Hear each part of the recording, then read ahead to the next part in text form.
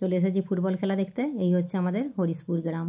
আমাদের হরিশপুর গ্রামে এই ফুটবল গ্রাউন্ডের মধ্যে প্রত্যেক বছর হচ্ছে যে ফুটবল খেলার হচ্ছে যে আয়োজন করা হয়। হরিশপুর ফুটবল ক্লাবের যে সদস্যরা রয়েছে ওনাদের অক্লান্ত পরিশ্রমের ফলেই এই খেলাটি সম্ভব হয়েছে। কারণ তার একটাই কারণ, বহু আগে যখন ইংরেজের আমলে দেশ স্বাধীন হয়নি তখন নাকি এই খেলাটি হতো। তারপরে কোনো কারণবশত খেলাটি বন্ধ হয়ে গেছিলো। আমার শাশুড়ি মার মুখে শুনেছি গল্পটা, যদিও আমার অতটা অভিজ্ঞতা নেই এই ফুটবল গ্রাউন্ডের মাঠের সম্পর্কে, এই খেলার অভিজ্ঞতার সম্পর্কে। যতটা শুনেছি ততটাই বললাম। হয়তো ঠিক বলছি কিনা ঠিক জানি না, যদিও ভুল বলে থাকি আপনারা ক্ষমা করবেন। আর এই যে আমার ছেলে আগে থেকেই চলে এসেছে, মেয়ে এখন আসেনি, ও পরীক্ষা দিতে গেছে, ওই স্কুল থেকে এসেই আসবে। আর এইদিকে রয়েছে মহিলা দর্শকদের জন্যে একটা হচ্ছে যে আকর্ষণীয় লটারি খেলা।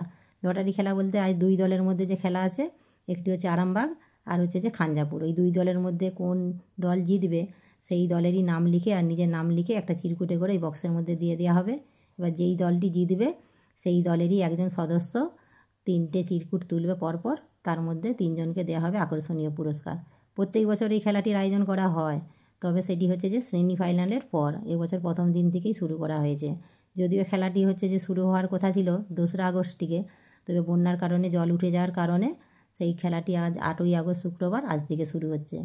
আগামী কয়েক সপ্তাহ খেলাটি হবে, তারপরে হচ্ছে যে খেলাটি শেষ হলে আবার এদিকে জন্মাষ্টমী, খুঁটি পূজা, আবার দুর্গা পুজোর প্যান্ডেল শুরু হয়ে যাবে। চলুন, সমস্ত প্রস্তুতি শুরু হয়ে গেছে ফুটবল খেলার। ওইদিকে হচ্ছে যে এবারে হচ্ছে যে একজনকে দিয়ে, এই আমাদের গ্রামের সবথেকে যে বয়োজ্যেষ্ঠ রয়েছেন ওনাকে দিয়ে খেলাটি শুরু করা হবে। ওই যে সব রেফারিরাও রেডি হয়ে গেছে দুই দলের মধ্যে, আর সমস্ত হচ্ছে যে খেলার টিমেরাও রেডি হয়ে গেছে। প্রথমে হচ্ছে যে গোলাপি আর লালে জার্সিতে এক হয়ে যাচ্ছিলো, সেই জন্যে খাঞ্জাপুরের হচ্ছে যে দলটিকে আবার হলুদ জার্সি দিয়ে হচ্ছে যে বদলে দেওয়া হয়েছে। চলুন এবারে খেলাটি শুরু করা হয়।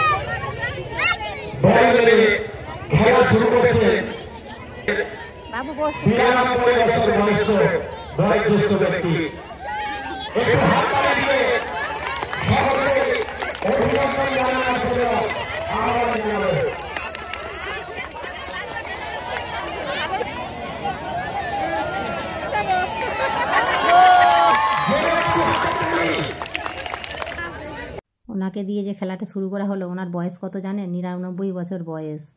ওনাকে দিয়ে প্রথম খেলাটা আমাদের গ্রাউন্ডে শুরু করা হলো। এবারে জাতীয় সঙ্গীত হবে, জাতীয় সঙ্গীতের পরে খেলাটি স্টার্ট হবে। তার আগে যা নিয়ম কারণ সব হচ্ছে যে পালন করে নেওয়া হচ্ছে।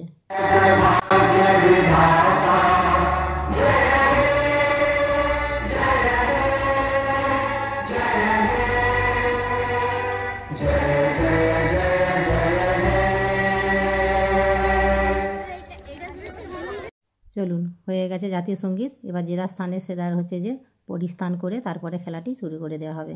এই যে এই লাল ড্রেসটি হচ্ছে যে আরামবাগ, আর ওইদিকে হলুদ ড্রেসটি চলে গেল, ওইটি হচ্ছে যে খাঞ্জাপুর। এবার জোর কদমে চলবে খেলা। আপনারা হচ্ছে যে আমার পেজে হচ্ছে যে লক্ষ্য রাখবেন, খেলাটি দেখতে পাবেন। চলুন, খেলা তো শেষ হয়ে গেছে, তবে দুই দলের মধ্যে অন্য দলই একটাও গোল দিতে পারলো না। লাস্টে টাই ব্রেকার হয়ে আরামবাগ জিতেছে। তবে এই টাই ব্রেকার খেলাতে সেরকম কোনো মজা আসে না। ছুটে ছুটে খেলায় যে গোল দেওয়া, দর্শকের মধ্যে যে একটা আনন্দ আর যে যত উৎসাহ, যত গোল হবে সেই মজাটা আর হলো না। কী আর করা যাবে, চলুন, টাই ব্রেকার হয়েছে, টাই ব্রেকারের পরে আরামবাগ জিতেছে।